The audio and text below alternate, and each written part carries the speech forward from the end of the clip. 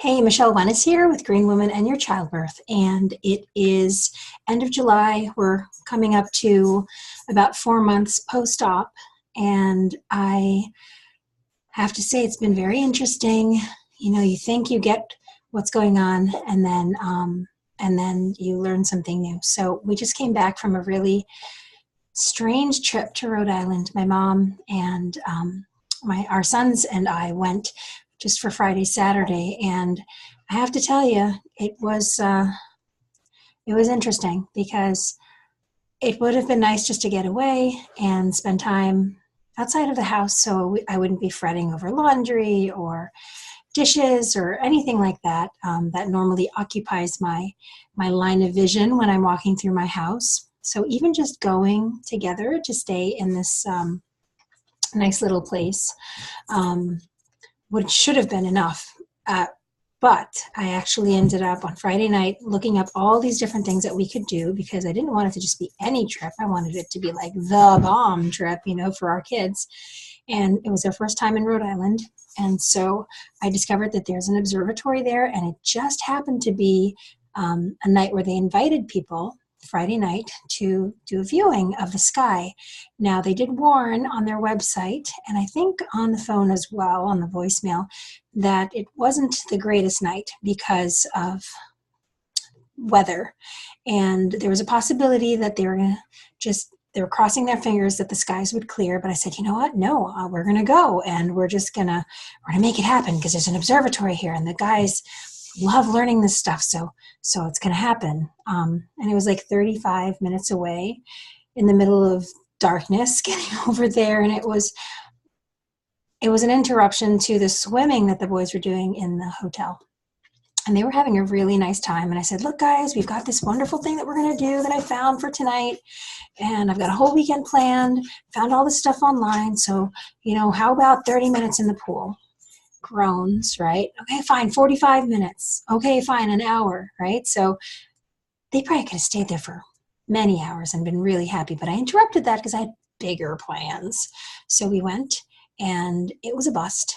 We got there finally, and there wasn't anything to see. It was too cloudy, and we did see the moon a tiny bit. Like you just saw black and a little teeny bit of gray. And so it's time to turn around. So, of course, everyone's kind of bummed. First night in Rhode Island, they were having fun swimming, and Mom has this crazy idea, and sounded exciting, but now they're more disappointed than ever because they were really hoping to see something. Oh, well, so that's okay because I had all these plans for Saturday. We were going to go biking. I found a nice biking trail. I always think of biking when I think of Rhode Island. Found a nice bike trail about 13 minutes away. And then we were going to go to Providence because, hey, why not see Providence? It was only 20 minutes away or so, maybe a half hour. I don't look into those details too much when I'm in the mood or determined to do something or share something with our guys. And what else? We were going to go to Yagu, which is a winter ski resort, but in the summer they have slides, and it just seemed so fun. And I was going to have just 2 hours there with them. So I think the slides, I think in total you get to sit sliding down for 15 to 20 seconds. Ooh, they were really excited about that. And they stayed open even if it rained, just as long as it didn't thunder. So that was part of the plan.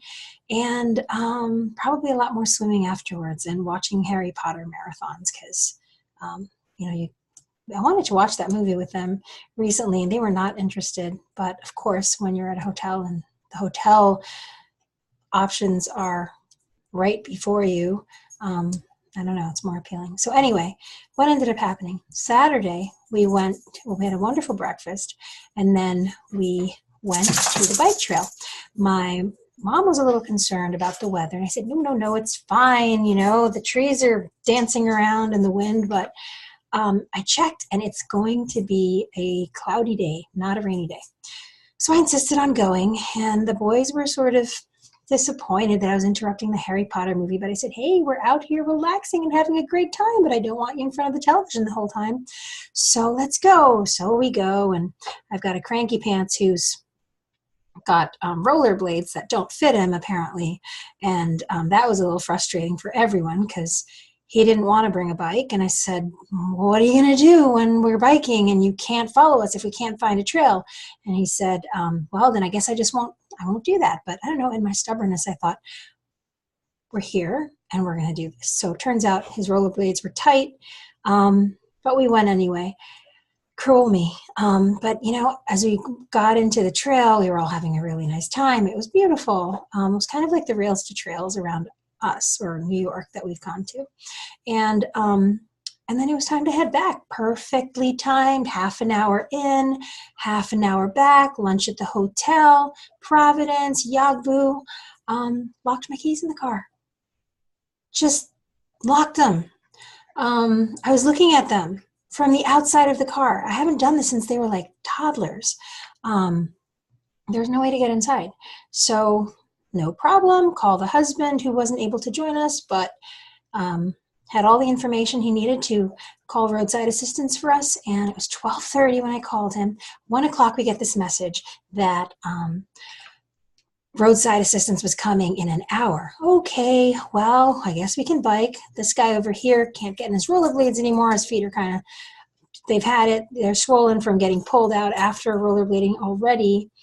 So I said, hey, let's put on that positive mom face, and we're going to go and hit that skate park that we passed on the trail. So little guy and I did that. Then we just come back and check in on big guy, who was really like scouring, like his face was just like, and this stinks. We're locked out of the car.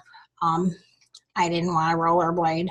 Why didn't you leave me at home at the hotel? And I'm just like, oh, it's great, it's fine. 2 o'clock comes, 3 o'clock comes, get a few updates from roadside assistance. Your service should be arriving in 10 to 20 minutes. As we get closer to the 10 to 20 minute mark, another message. So about 5 delays later, my battery dying, the boys are starving. I don't know why I wasn't hungry. I decided to send the boys down to get some food, and they ended up going to a gas station. Gretchen, you'll love that. And at the gas station, they grabbed some combos and a Metrix bar and Arizona iced tea, and they came back, and we were so excited because, wow, isn't this fun? Meanwhile, we had been fighting like cats and dogs. I know I'm the grown-up, but I do have a teenager and a tween. And, you know, as much as we love to communicate well, we don't always communicate well. And you know what? There's a lot of anger that sometimes is harbored that comes out in stressful situations, stuff that you think you've forgiven, stuff that you think you shouldn't really be holding a grudge about, but you don't realize until stressful moments that, wow, I'm really angry about this. I'm really, really angry about this. And oh, this is a great time to bring it up. So we had a lot of really difficult conversations, a lot of walking off and a lot of breaking of sticks as we're talking, and you this and you that, and well, what about me and you, and blah, blah, blah. It was really, really frustrating. And but we were like stuck. We were stuck together. We had to deal with this. And there was laughter after a while. And you know, we worked through some of it. We worked through a lot of it, actually. And then I had to call the cops because it was almost 5 o'clock. And roadside assistance was not coming. I called them to cancel after I called the cops, and guess what? They said, hey, we actually canceled this service a half an hour ago because our tow truck broke down. So cops came. Thank you, Coventry Police Department. They came and they rescued us. So I can't even tell you how happy I was to get out of there. I mean, that's a long time, and it was so disappointing to just watch the clock.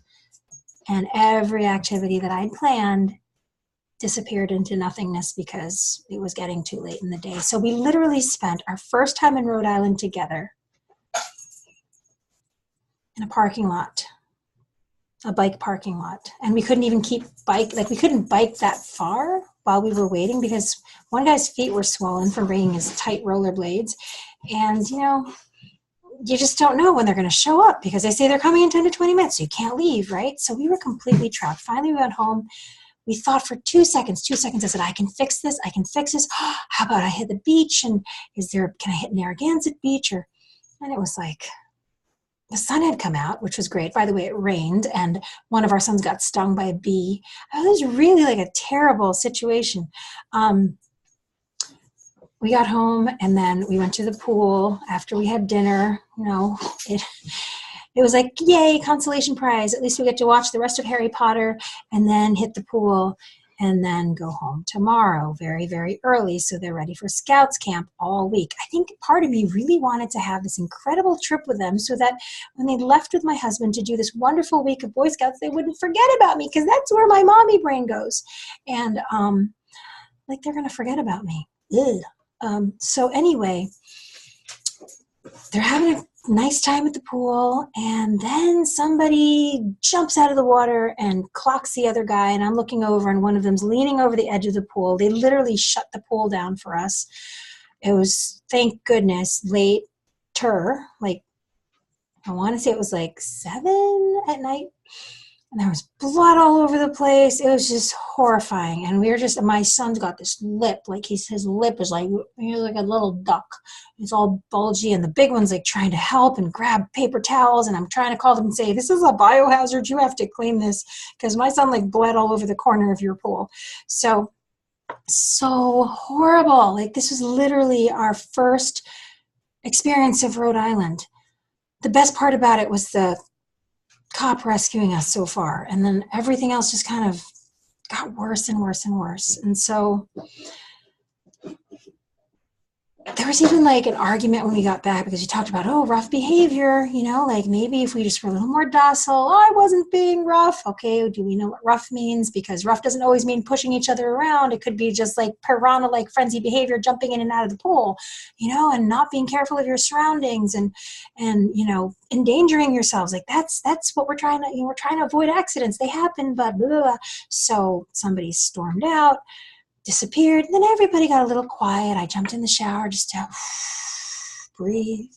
Lord, help me, help me, help me. I don't understand anything that's going on. This is the craziest trip. I don't know why we came here. What are you trying to teach us? What are you trying to show us? And so the storming off person came back, cooled off, knocked on the bathroom door. I'm like, I'm naked, don't come in. Mom, I think God told me that I think that we were trapped outside of our car, arguing and bringing up all this stuff that has made us feel bad in the past, because he wants us to be humble. And that's huge. Because if you're arguing and you're keeping an argument up, it's because you want to be right. And it's because you want to be justified. And, you know, the thing about the other son busting his lip was that he was really calm all day. He wasn't participating in the arguing, but this was sort of like the last straw for him, like the straw that broke the camel's back, because he was like, I'm so mad at you, because if you didn't log the keys out, we wouldn't have missed Providence, and we would have done this, and we would have done that, and we would have done this. And then I just said, child, I'm so sorry. I'm so sorry that this happened. What a horribly flukish thing. One stupid mistake. But whose plans were those? Whose plan was it to go to all those places? I don't know. They were mine. I wanted this to be like the best vacation ever for the short time we were going to be here. Those were my plans. But God had other plans. He allowed me to make that goofy mistake because, you know what? Maybe there's stuff that needs to be said. And maybe God's trying to show us, just like in the verse, man makes his plans and the Lord guides his steps, right? And maybe he's trying to show us it's irrelevant whether we go and see all these incredible things or do all this fun stuff. None of these activities are more important than us loving one another and getting along together. And sometimes we can't move forward when we're on our walk together, when we're stuck with bad feelings and grievances that we hold over each other but try to hide and then erupt. There's so much that God showed us in this trip. And of course we're disappointed. But it was a really, really good opportunity for us. Hello, puppy. Come here. Come say hi. Come on. If you're, you got to show yourself. Oh, come on. Mister's my bubby. My bubby. My bubby missed us so much. Oh, sorry, Mom. And oh, look at that. Mommy hates that. Bye, Mommy. Grandma. Your mama hates that. Sometimes you get so excited about your plans, and God's like, back up. Do you even like each other today? Are you even being kind to one another? Are you being loving? Are you being merciful, filled with grace? Are we all walking together, or did you just stick me on a shelf up top as you got sucked into your prideful arguments about this, that, and the other thing? And so I can't tell you that anything exciting happened to turn anything around, no. But I can tell you that this was an important trip for us, and there were a lot of lessons, and I'm going to have to pray on what else there was for me to learn here. I know that the Lord was talking to my son, big one, little one, who never complains about anything, was just still sort of like, this is the worst vacation. Is this the last vacation we're ever going to take over the summer? Is this it? And I had to assure him, no, we're going to visit this person and that person, and we're going away one more time to a wedding. But anyway, I share this because it's almost 12 weeks post double mastectomy and reconstructive surgery for me. And I thought I would want to share encouragement to people about my experience with breast cancer. But breast cancer is one of those things that's just part of my life journey. I'm back to the rest of the journey, which is not this tiny little blip that this breast cancer was. Thank you, Lord, for removing it from my body. But it's just parenting, being a wife, being a friend, being a human being. And I think that navigating through those things together is really helpful. I kind of was distraught after the cancer went away. Can you believe that? Because at first, it's like going to another country. This is the way I see it. When you're traveling, like I planned and did stay abroad for 9 months. I was in France for 9 months. And you are completely anticipating newness, different things, fears, concerns. It's all going to be different. And you're expecting that, right? So I had a piece about that when I learned the diagnosis for breast cancer. And when I said, not going to freak out, going to take it one step at a time. This is new. This is just, we're going to take it as it comes, okay? And I was able to have this peace, and I prayed for peace, and I just couldn't believe how much peace overcame my experience with weird appointments. Like all of a sudden you're going to all these different appointments, and you're getting MRIs and CAT scans, and just, it's like all of a sudden you're just thrust into this cancer world. And for some people it's Lyme's disease or it's something else, it's a heart attack, and now everything has to change. But you expect that.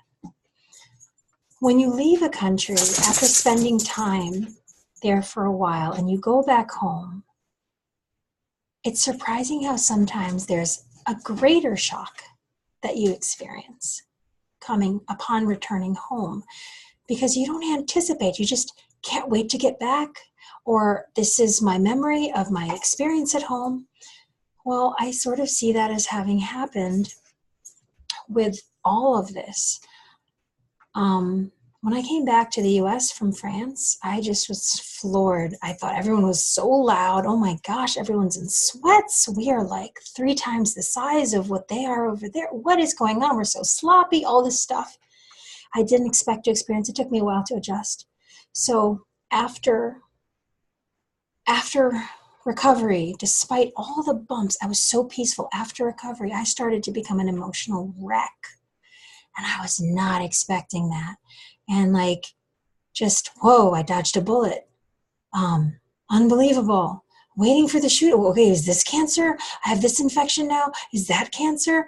And it's just crazy. So I want to just keep talking to you guys. And the series I'm going to start is called Living in the Pink, because it opened the door to this awareness. that I want to have about my health, about my relationships, and my faith, of course.